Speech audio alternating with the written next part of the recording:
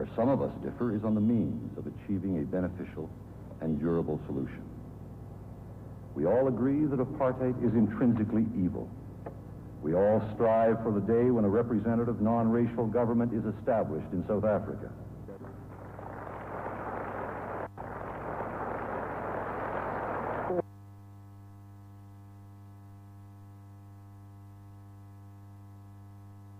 Like any international conference, bilateral meetings play an important part, contributing to the dynamism of the forum. The King of Brunei, His Majesty Paduka Seri Baginda, called on the Prime Minister Rajiv Gandhi on Wednesday.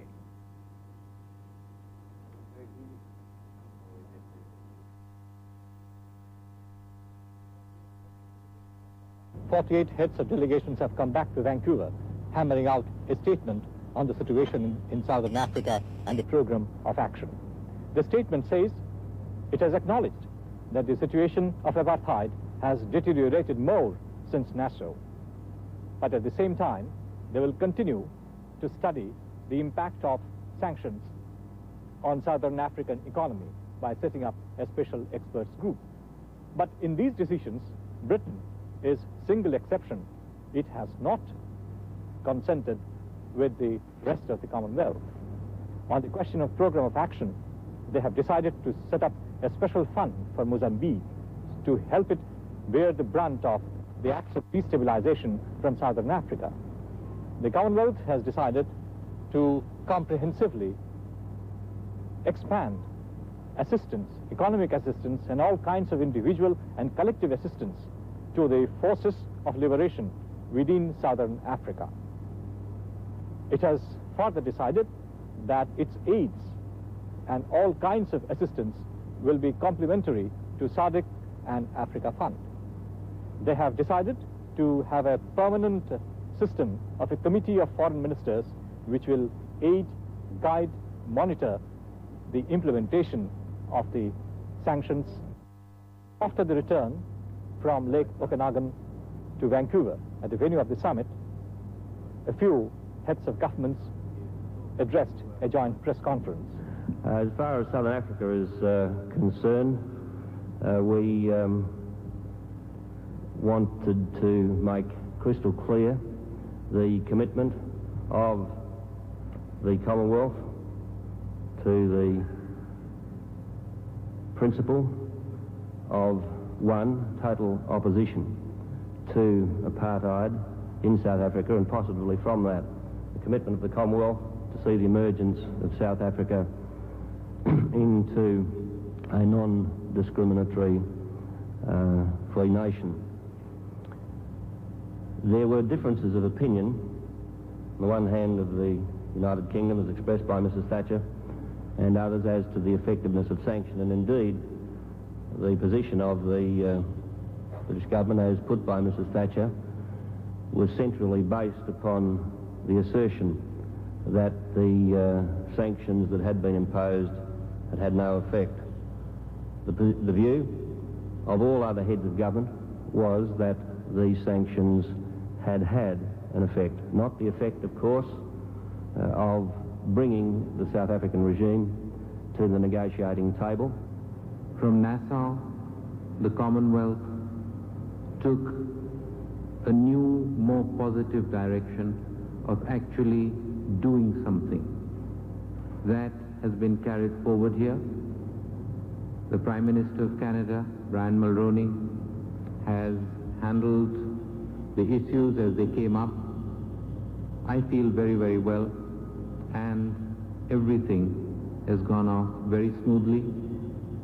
The resolutions, the communiques that are coming out are a very definite advance on what we had in Nassau and what we had in London. If I could just address one question to Mr. Gandhi. Given the parallel between what is happening in Fiji and South Africa, would you be willing to readmit Fiji to the Commonwealth while it does not have a multiracial constitution? If you look at the communique that we have released on Fiji, it says very clearly that we will only consider the re-admittance or whatever you call it of Fiji, if it adheres to the principles that have guided the Commonwealth, and which very clearly means that if it is only if it is a multiracial society, if there is no discrimination based on race, will it be allowed to come back.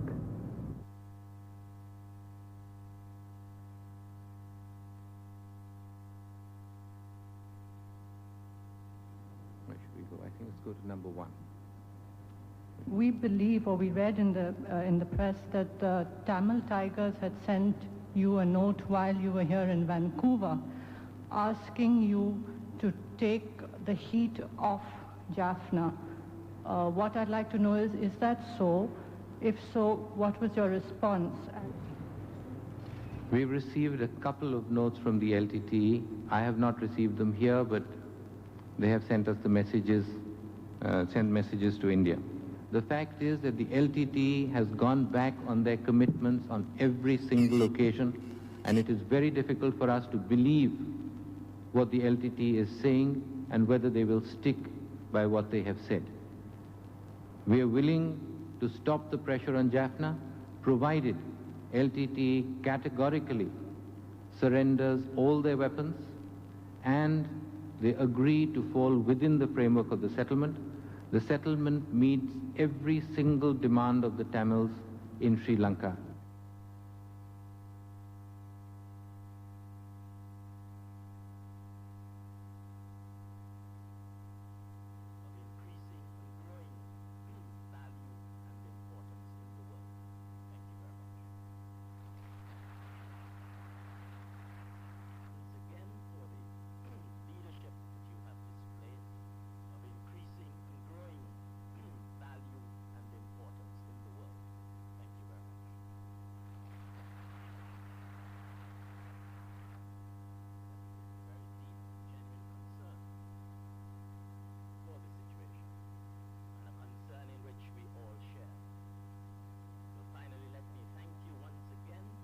Vancouver 87. One more chapter added to the 42 years of Commonwealth Summit. What has it achieved?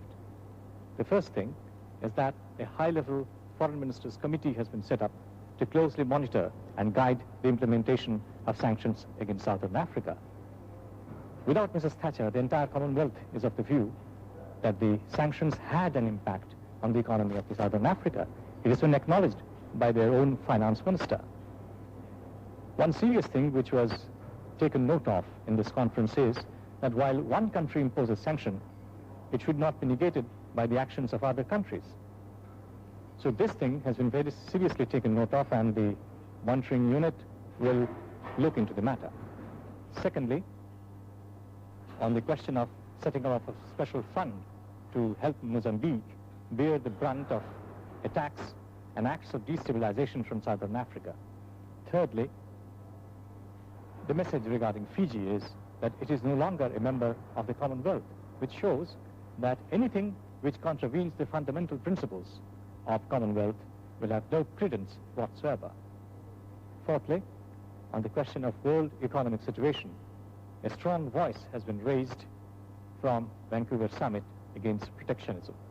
Protectionism hinders the growth of both the developed and the developing countries. It increases debt burden, it increases the burden falling out of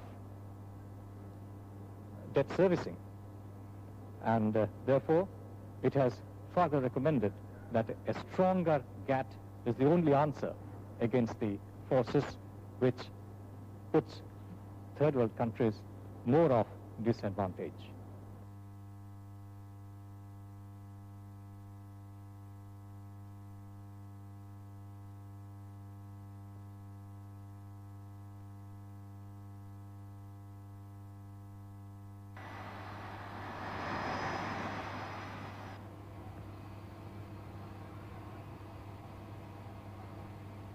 Prime Minister Gandhi shaking hands with U.S. Ambassador Dean, Lieutenant Governor of Massachusetts, Evelyn Murphy, and members of the Indian community.